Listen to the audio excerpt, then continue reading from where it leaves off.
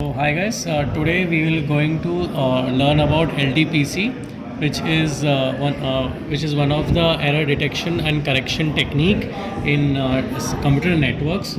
So LDPC, first of all, we should know that it stands for low density parity check. Okay, so what is that? We will know first of all the LDPC code is a linear. So if it is asked for any just brief about LDPC, so we will just write in examination point of view. So what is LDPC? Error detecting, so error correcting block code suitable for error correction in large blocks sizes transmitted via very noisy channel.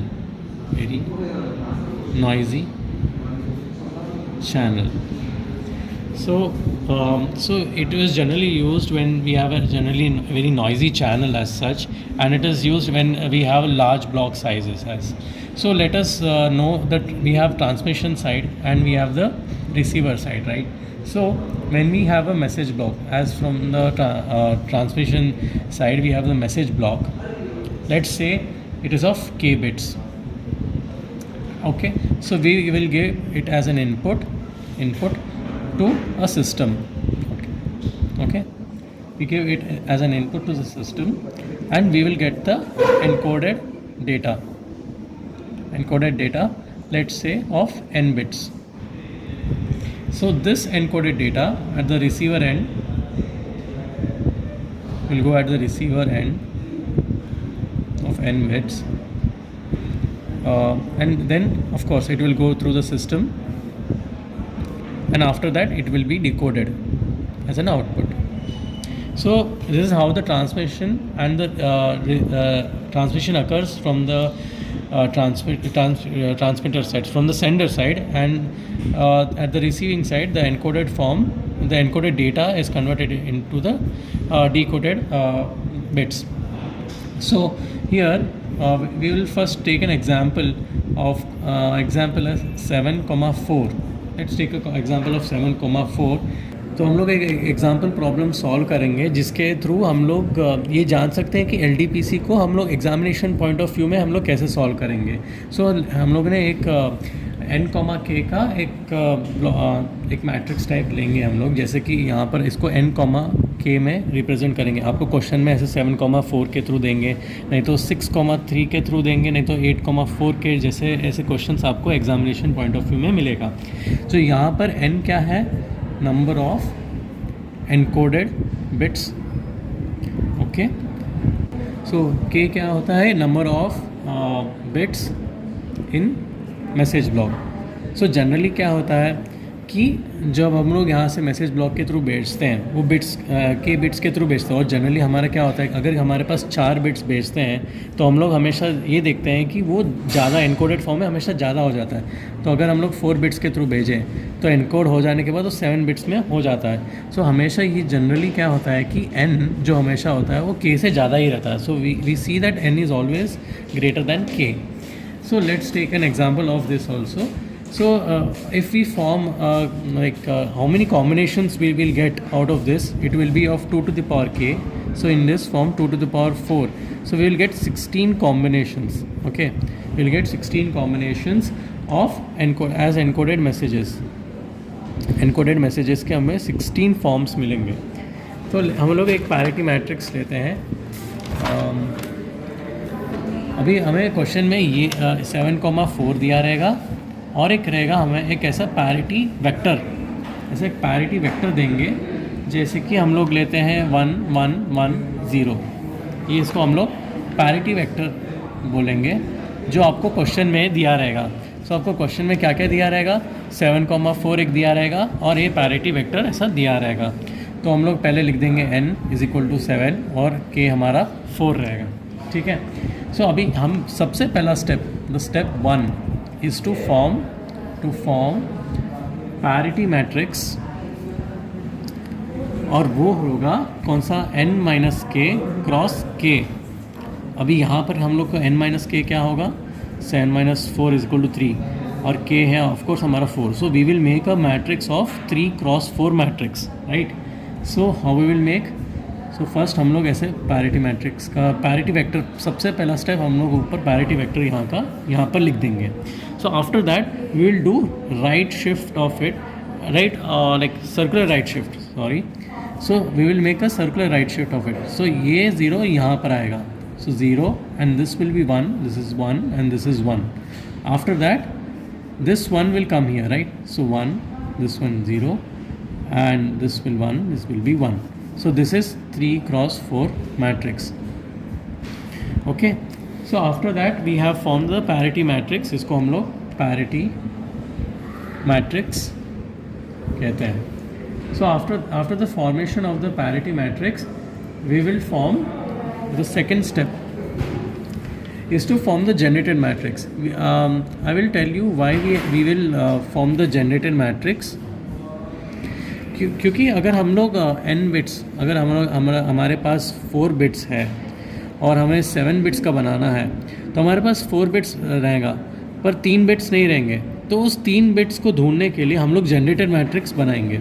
सो हम लोग, I will tell you how to form a generated matrix. So generated matrix का formula क्या होता है, P of n minus k cross k, ये general form है, ठीक है।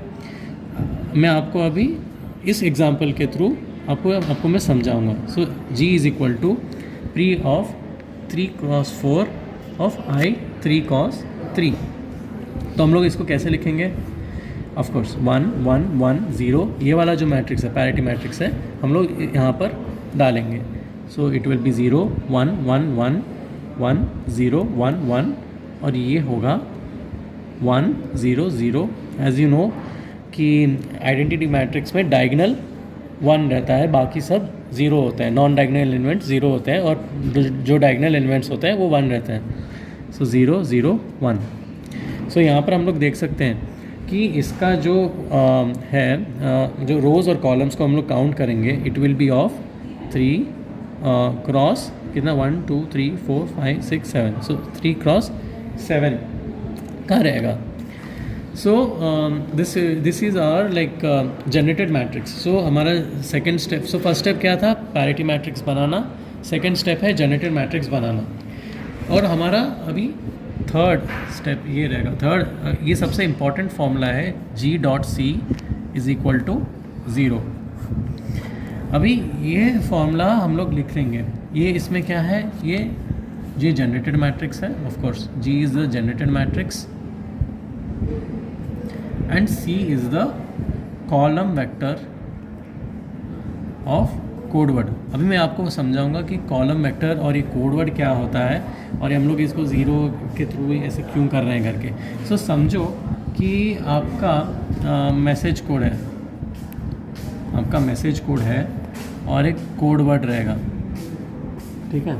इसको कोड वर्ड बोलते हैं, जो n बिट्स का रहेगा और ये k बिट्स का रहेगा। सो हम लोग इसको M0 M1 M2 और M3 ये इसी फॉर्मेट में लिखेंगे, और इसको हम लोग C0 C1 C2 C3 C4 C5 और C6, ये 7 बिट्स है और ये 4 बिट्स है। सिंस हमारे पास, आपको मैंने पहले बोला था 2 to the power 4 is equal to 16 combinations हम लिखेंगे। सो 0 0 0 0 ऐसे आप 0 0 1 ऐसे जाते रहेगा। This will go on till of course 1 1 1 0 and 1 1 1. So this will be 16 combinations, right? And अभी यहाँ पर क्या करेंगे, जो ये 4 डिजिट्स है हम लोग यहाँ पर इसको सेम अप्लाई कर देंगे। We have to find this 3 digits so that हमें कोड वर्ड मिल सके हर एक मैसेज कोड का।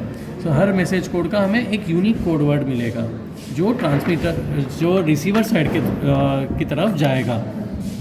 सो यहाँ पर 0 0 0 1 और ऐसे ऐसे करते हम लोग 1 1 1 0 और ये जो 3 डिजिट्स है हम लोग इसको फाइंड आउट करेंगे, ठीक है।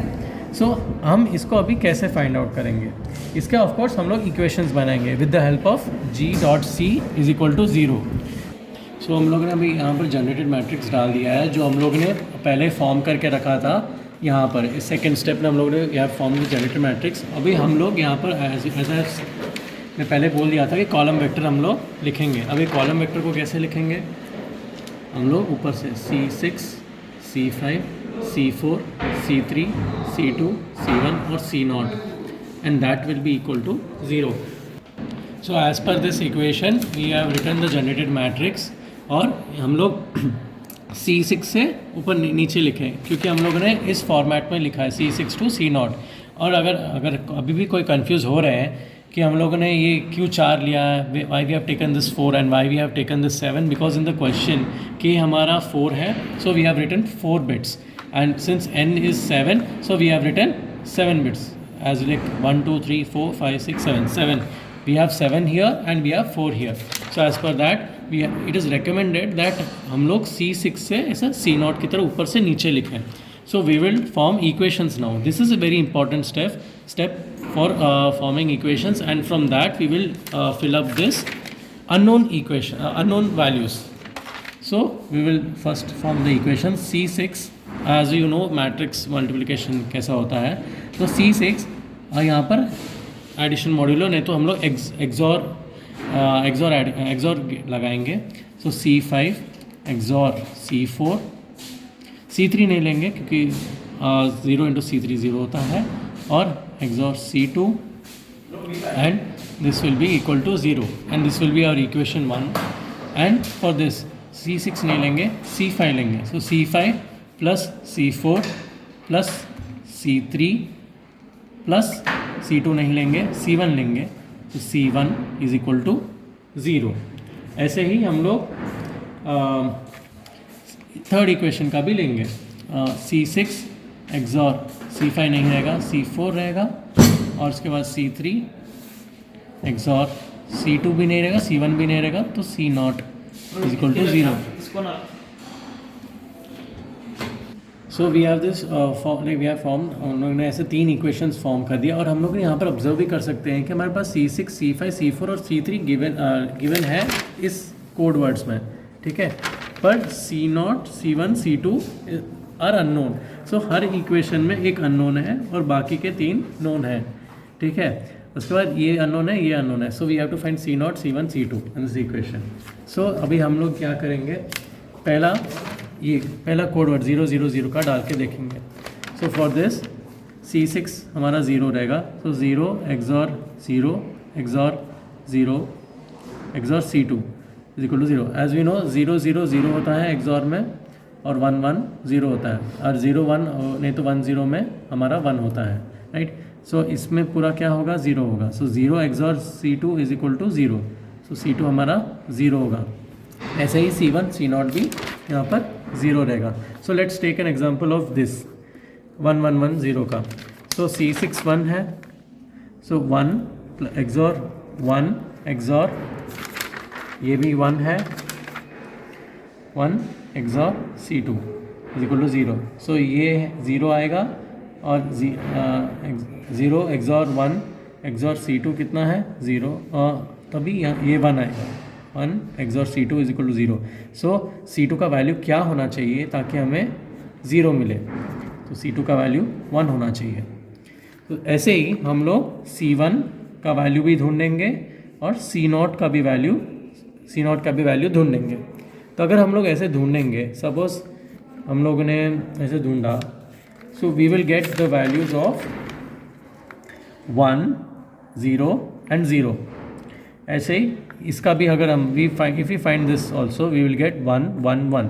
तो आपको क्वेश्चन में हर एक चीज़ का ढूंढना पड़ेगा।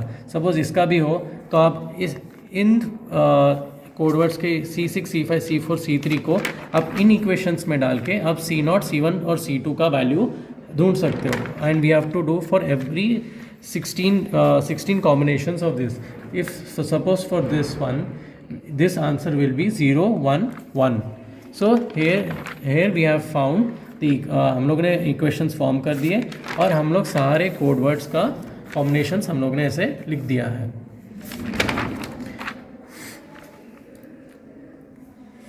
हाँ, सो तो हम लोग ने सारे 16 कॉम्बिनेशंस के लिख दिए. So for each message code we have form the code words of 7 bits. So अभी यहाँ तक हम लोगों ने सारे एनकोडेड बिट्स निकाल दिए. अभी यहाँ से थर्ड स्टेप क्या आएगा, अगर हमको एक्चुअल एरर डिटेक्शन करना है कि ट्रांसमिशन बिट और अगर रिसीविंग बिट में थोड़े एरर्स होते हैं वाइल ट्रांसमिशन, तब हम लोग कैसे ढूंढेंगे कि कौन सा बिट में कहाँ एरर हुआ है करके. So first we will find the parity check matrix. So parity check matrix क्या होता है, इसको हम लोग HT करके लिखते हैं, जो कि होगा पैरिटी मैट्रिक्स का ट्रांसपोज, और नीचे हम लोग लिखेंगे आइडेंटिटी मैट्रिक्स ऑफ, जनरली हम लोग n क्रॉस n-k फॉर्मेट में लिखेंगे. सो अगर हम लोग देखेंगे कि इसका क्या होगा 1 0 1, सिंस हमारा ये 3 क्रॉस 4 का मैट्रिक्स है, ये हमें 4 क्रॉस 3 का हो जाएगा. सिंस यू नो कि ट्रांसपोज कैसे होता है, 1 1 1 1 0 ऐसा होता है, और उसके बाद ये 0 1 1 1 और ये 1 0 1 1 करके होता है. ओके, सो 1 1 0 1 1 1 एंड 0 1 1, और हम लोग ऐसा नीचे, इसको डिवीजन मत समझना, जस्ट हम लोग ऐसे नीचे चेप रहे हैं, ठीक है. सो 1 0 0 0 1 0 और 0 0 1, ये पूरा हमारा ऐसा एक पैरिटी चेक मैट्रिक्स बन गया है, जिसका डायमेंशन है ऑफकोर्स 7 क्रॉस 3. ऐसे हम देख सकते हैं कि एक 7 क्रॉस 3 का मैट्रिक्स बन गया है हमारा. अभी हमें सिंड्रोम ढूंढना है. सिंड्रोम क्या होगा, S = R into parity check matrix, इसको सिंड्रोम बोलते हैं. अब सिंड्रोम से हम लोग को एरर डिटेक्शन मिलेगा. सो R यहाँ क्या है, R हमारा रिसीविंग बिट रहेगा, रिसीव्ड बिट डेटा, जो आपको क्वेश्चन में दिया जाएगा जनरली, ठीक है. और S सिंड्रोम रहता है, अगर S 0 है तो ये एररलेस है, अगर S एक कुछ वेक्टर देगा तो उस जगह पे हमारा एरर है करके, ठीक है. सो हम लोग सपोज लेते हैं एक एग्जांपल, अगर हमको ट्रांसमिशन बिट है, सपोज यहाँ पर ले लेते हैं हम लोग.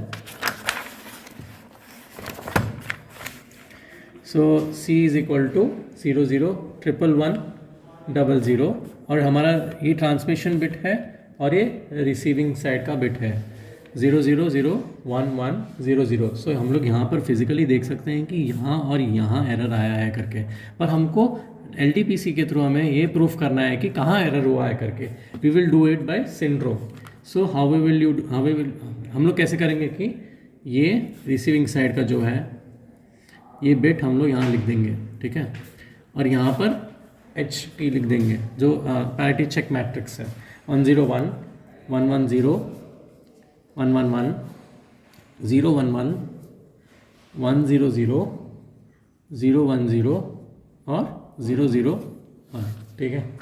सो अभी हम लोग इसको अगर हम लोग इसको मल्टीप्लिकेशन करेंगे, वी विल मल्टीप्लाई एज 0 × 1 और एक्सॉर 0 × 1 एक्सॉर, ऐसा चलता रहेगा. मल्टीप्लिकेशन करेंगे और हम जनरली एडिशन के बदले हम लोग यहाँ पर एक्सॉर गेट डाल देंगे. अगर हम लोग यहाँ, इसका आंसर हम लोग का 1 1 1 आएगा, तो 1 1 1 आएगा, तो ये हम लोग यहाँ देखेंगे कि 1 1 1 कहाँ है, 5th प्लेस में. 1 2 3 4 5 5th प्लेस में हमारा है कि सिंड्रोम 1 1 1 5th प्लेस में हमारा एरर है करके. सो हम लोग एरर को कैसे, रिसीविंग साइड को एरर को हम लोग कैसे करेक्ट करेंगे, we will do it by receiving को E5 से एक्सॉर करेंगे. E5 क्या होता है, अगर E1 है तो हम लोग 0 0 0 0 0 0 0 1 रहता है, समझो. अगर हमारा 7 बिट का है तो 7 बिट का 1. E2 रहेगा तो सेकंड वहाँ पर हमारा 1 0 ऐसा रहेगा. तो E5 का कैसा रहेगा, 0 0 1 0 0 0 और एक 0 रहेगा. सो जहाँ का नंबर रहेगा वहाँ पर हमारा 1 रहेगा, बाकी सब 0 रहेंगे.